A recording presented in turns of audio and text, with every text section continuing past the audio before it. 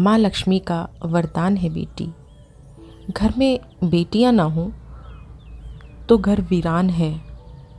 यही तो परिवार की जान है। आज की हमारी कहानी का शीर्षक है बेटियां। बेटियां दो कुलों को महकाती हैं। अपनी कहानी में आगे बढ़ने से पहले मैं आप लोगों से रिक्वेस्ट करना चाहूँगी, आप अपने इस चैनल को सब्सक्राइब करें, ज़्यादा से ज़्यादा शेयर करें, ताकि ऐसी ही और कहानियों के साथ मैं आपके सामने आती रहूँ। विवाह के बाद मायके आई बेटी का स्वागत सप्ताह भर चला। सप्ताह भर तक जो बेटी को पसंद था वो सब किया गया। वापस ससुराल जाते समय पिता ने बेटी को एक अति सुगंधित अगरबत्ती का पूड़ा दिया और कहा कि पुत्री, तुम जब ससुराल में पूजा करोगी तब यह अगरबत्ती ज़रूर जलाना। माँ ने मंद स्वर में कहा, बेटिया, प्रथम बार मायके से ससुराल जा रही हो तो भला कोई अगरबत्ती जैसी चीज़ देता है। पिता ने झट से जेब में हाथ डाला, जेब में जितने भी रुपए थे बेटी को दे दिए।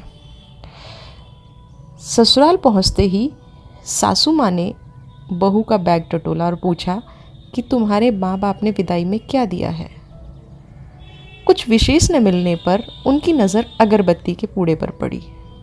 क्रोधवश सासू माँ ने मुंह बना लिया और बहू को बोला, कल की पूजा में यह अगरबत्ती लगा लेना।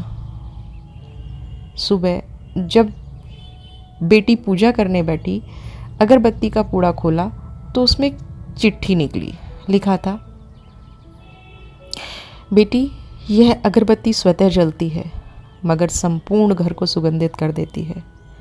इतना ही नहीं, आजू बाजू के पूरे वातावरण को भी अपनी महक से सुगंधित एवं प्रफुल्लित कर देती है।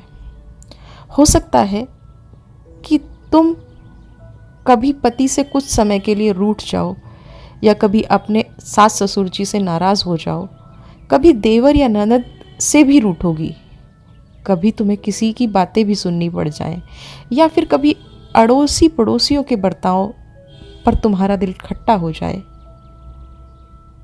तब तुम मेरी ये भेंट ध्यान में रखना, अगरबत्ती की तरह जलना।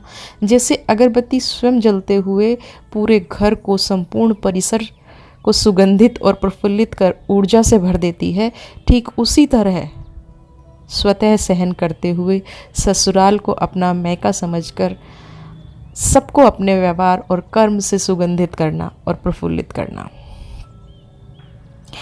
बेटी चिट्ठी पढ़कर फफक फफक कर रोने लगी। सासू माँ दौड़कर आई। पति और ससुर जी भी पूजा घर में आ गए जहाँ बहू रो रही थी। अरे, हाथ को चटका लगा क्या? पति ने पूछा। क्या हुआ ये तो बताओ, ससुर जी बोले। सासू माँ आजू बाजू के सामान में कुछ है क्या यह देखने लगी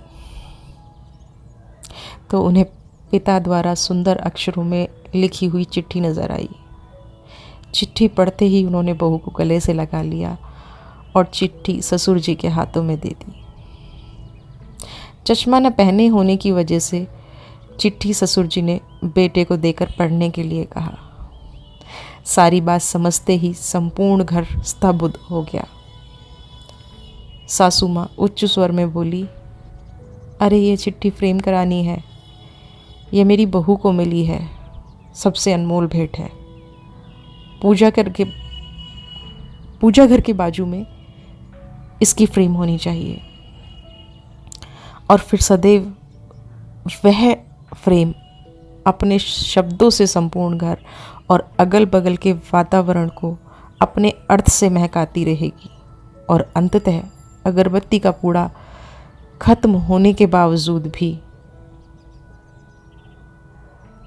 हमेशा महकता रहेगा। क्या आप भी अपनी बेटी को ऐसे संस्कार देना चाहोगे ताकि वो दोनों कुल को महकाती रहे? आपको ये कहानी पसंद आई हो तो लाइक ज़रूर करें। ऐसी ही अगली कहानी के साथ मैं आपके साथ कल फिर उपस्थित होंगी। तब तक के लिए शुभ रात्रि, गुड नाइट, स्वीट ड्रीम्स।